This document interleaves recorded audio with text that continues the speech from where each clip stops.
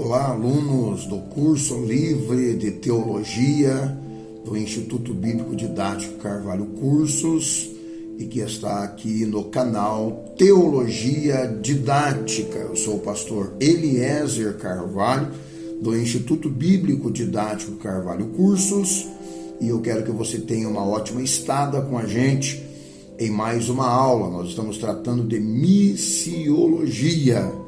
Tá bem? Estamos tratando a respeito dos missionários dos séculos 18, 19 e 20. O John Leonardo Dober, de 1706 a 1766, e David Nixman, de 1698 a 1772, eram dois obreiros da igreja protestantes na Morávia. Eles sentiam um forte chamado de Deus para anunciar as boas novas para os povos e outros continentes.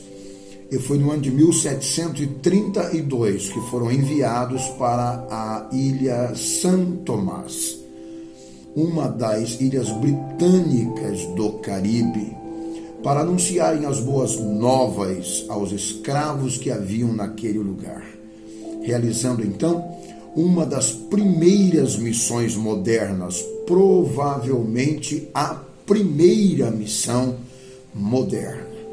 Além de Dober e além de Nixman, todos ou outros obreiros missionários também foram enviados para a Groenlândia, região localizada no Polo Norte, lá no ano seguinte. O David Nixman esteve 4 meses na ilha de São Tomás, trabalhando como carpinteiro para o seu sustento e de seu companheiro de missão. Após esse período, partiu para os Estados Unidos da América. O John Leonardo Dober permaneceu na ilha e tentou conseguir seu sustento por meio de artesanatos, mas não teve muito sucesso. Após um período, conseguiu trabalho como gerente da mansão do governador da ilha e em seguida trabalhou como vigia, onde pôde viver bem próximo dos escravos e evangelizá-los. Em 1734, foi enviado a um grupo de 18 missionários morávios para ajudar na propagação do evangelho nas ilhas. Sabemos que hoje as ilhas do Caribe são lugares desenvolvidos, algo muito diferente daquela época, na qual a situação era precária, onde os missionários que partiam para lá tinham quase a total certeza de que não voltaria para casa. Há relatos que muitos missionários levavam sua própria lápide, já pronta para ser utilizada no dia do seu funeral, e que no lugar de malas, alguns deles levavam seus pertences dentro dos seus caixões, pois nesses locais não havia condição para a confecção de uma lápide e nem muito menos de um caixão. Em 1735, o David Nixman havia sido ordenado bispo e nesta época liderou um grupo de cristãos para fundar uma colônia nos Estados Unidos. Durante a viagem de navio, se depararam com um furacão muito violento. E quando todos se desesperaram diante do acontecimento, o grupo liderado por ele teve a reação diferente. Eles entoavam hinos de louvores a Deus, mantinham-se calmos e confiantes. Esta atitude chamou muito a atenção de um homem que estava na mesma embarcação chamada John Wesley, que também era um passageiro do navio e era missionário, mas que não pertencia ao grupo de missionários. Ele se maravilhou muito diante de tamanha demonstração de fé, pois esses mantinham grande calma naquele momento de pânico. Embora fosse um missionário, John Wesley era fraco na fé nesta época, mas o encontro com esses moravianos foi algo tremendamente inspirador para ele, que mudou sua vida cristã para sempre. Vemos que a fé inabalável e a perseverança e o compromisso com a obra missionária eram os principais sustentos desses missionários, que são exemplos para nós ainda nos dias atuais. Temos também o William Carey. William Carey ele ficou conhecido como o pai das missões modernas. Ele fundou a Sociedade Missionária Batista de Londres em 1789. Mais tarde, no ano de 1793, partiu em viagem missionária para a Índia. Durante o caminho, aprendeu o suficiente o idioma bengali e, ao desembarcar, já comunicava facilmente com o povo. Mesmo sem ter tido uma educação formal na juventude, Carey possuía este talento de aprender novos idiomas. Ele era uma pessoa persistente e firme nos seus objetivos. A história diz que aos 21 anos, ele já havia aprendido sozinho o latim, o grego, o hebraico e o italiano. Essa facilidade com idiomas foi um grande talento que Deus deu, sendo uma grande ferramenta para o seu trabalho missionário. Ele traduziu a Bíblia para vários idiomas originais na região da Índia. Os seus dicionários e gramáticas são utilizados até o dia de hoje. Carey permaneceu na Índia até o final da sua vida, quando faleceu no ano de 1834, com 73 anos. Assim como Carey, devemos dar importância e utilizar todos os talentos que Deus nos confiou. Temos também Hudson Taylor, 1832 a 1905. Foi um importante missionário inglês que foi enviado por Deus para anunciar o evangelho na China. Seus pais eram metodistas, mas ele nunca havia desejado aproximar-se de Deus. Até que um dia, na época da sua adolescência, estando só em casa e sem ter algo para distrair, decidiu ler uma publicação que falava a respeito do evangelho. E foi então que ele creu e recebeu a Cristo como Salvador. Logo sentiu um grande desejo de ser missionário, em especial um forte desejo de anunciar o Evangelho também para os chineses.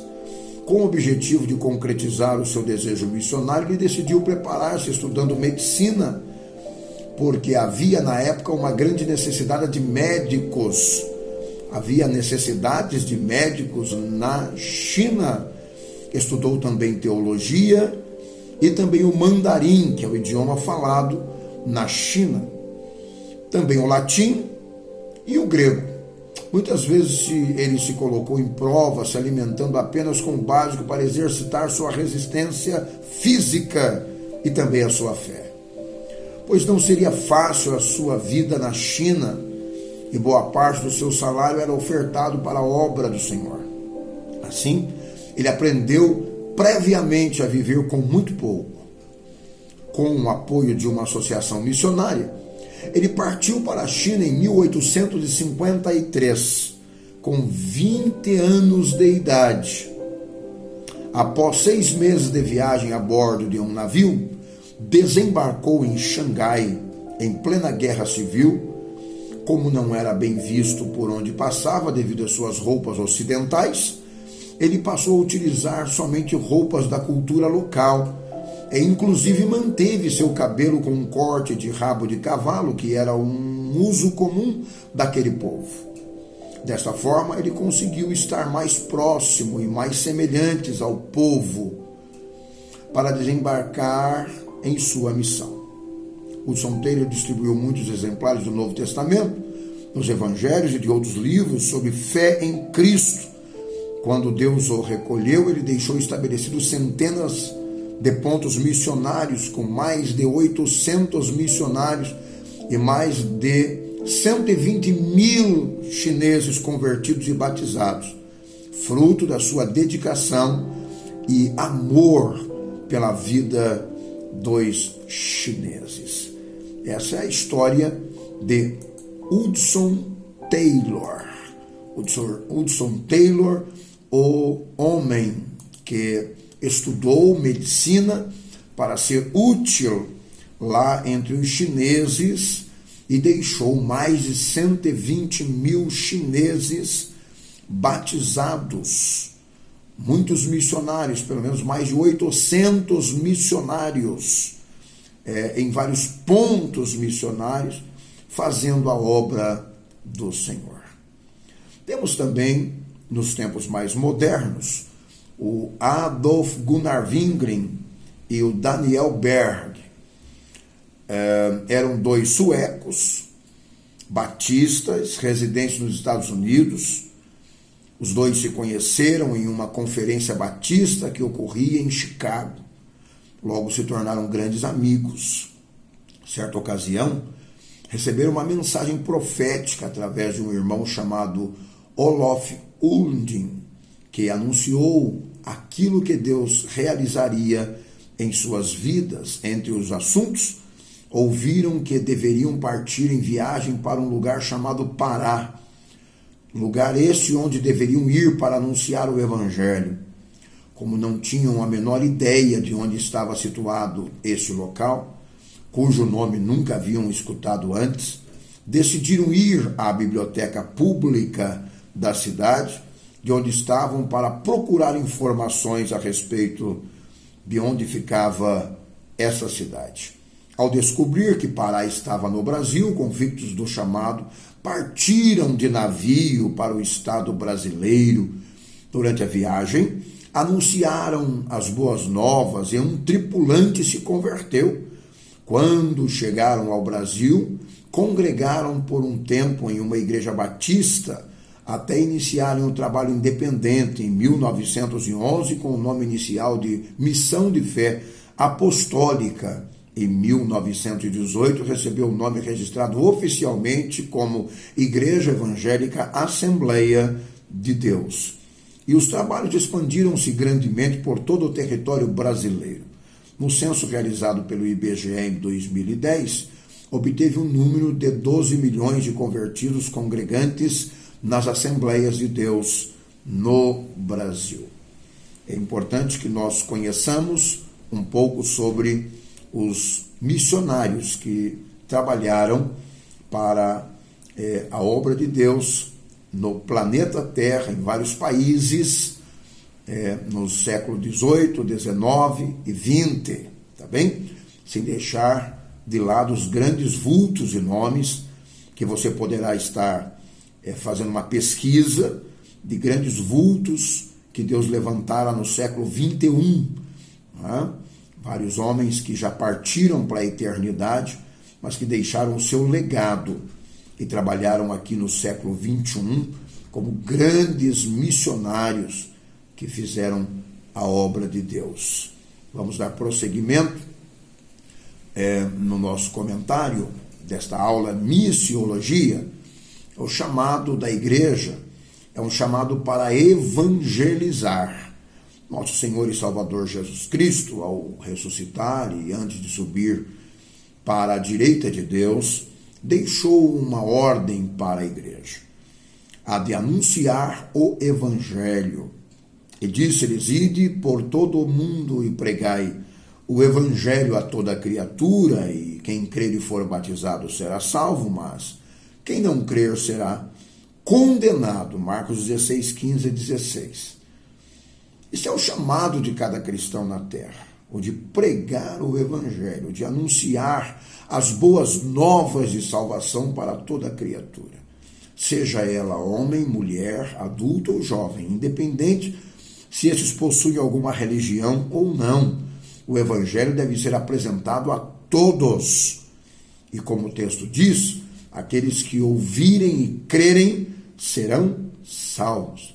Notamos que o nosso chamado não é exatamente para converter pessoas, mas sim anunciar o Evangelho, para que o pecador possa assim ter a oportunidade de crer e ser salvo.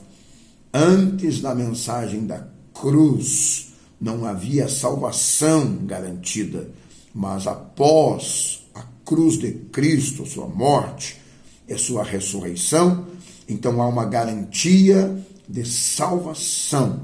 Nós devemos crer que o nosso chamado é de anunciar as boas novas e nós devemos cumprir tal missão.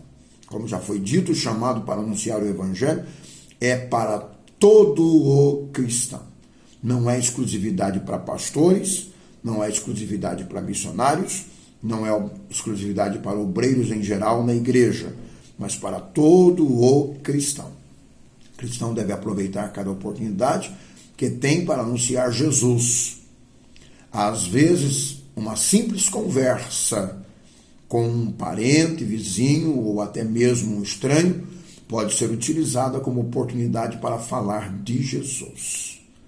Esse chamado tão importante que a igreja tem de anunciar o Evangelho é algo que foi trabalhado desde os primeiros discípulos de Cristo e que se estenderá até a chegada do fim, quando o Evangelho alcançar toda a parte habitada do mundo. Então Jesus virá buscar o seu povo. Mas o Evangelho do Reino, o Evangelho da Graça, deve chegar a todos os tribos, povos, línguas e nações.